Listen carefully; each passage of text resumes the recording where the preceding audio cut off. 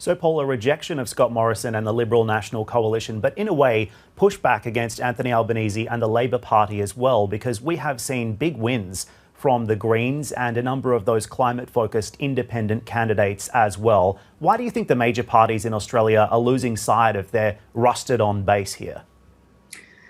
This is a long-term trend. It's been going on for decades, but it's accelerated. It's dramatically accelerated in this election. More than around a third or so of the electorate have now voted for minor parties and independents. I think it's a trend, of course, across the Western industrialised world in advanced democracies, and the alignment with the major parties has held pretty well in Australia.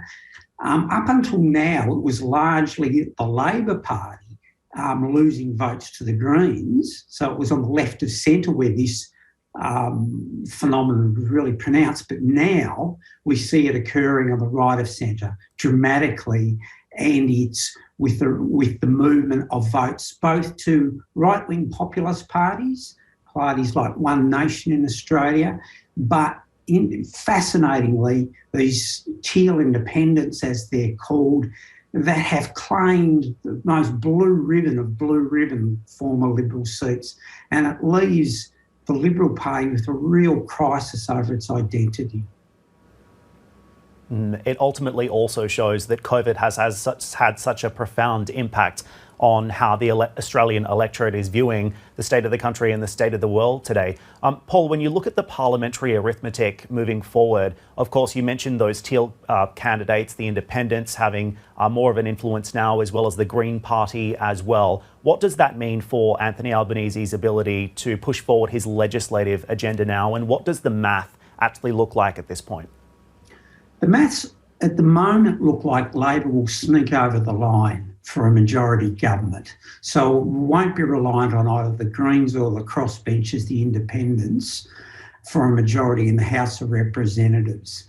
I nevertheless expect Anthony Albanese to take significant heed of the crossbench and the Greens, because it's the sort of leader he is. He's a transactional style Prime Minister, and he's emphasised that he wants to be a consensual Prime Minister, collaborative.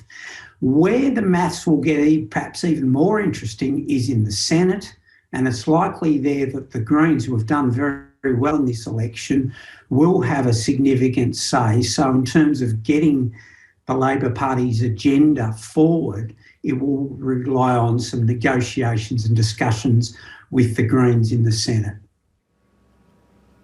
And the first test is coming in just the next few hours. The Prime Minister is also going into a meeting with President Biden and the Quad in Japan. It's going to be his first test of international statesmanship. You could say a diplomatic debut alongside the new Foreign Minister, Penny Wong, as well. Paul, help us understand what is at stake and what do you think can materially, realistically be achieved here, given just how fresh these leaders are into the job?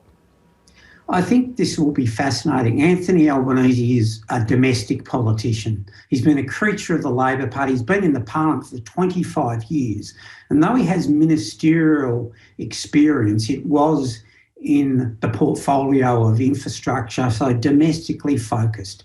He hasn't presented much on terms of his positioning on the world stage. And I think he'll lean, therefore, heavily on his new Foreign Minister, Penny Wong.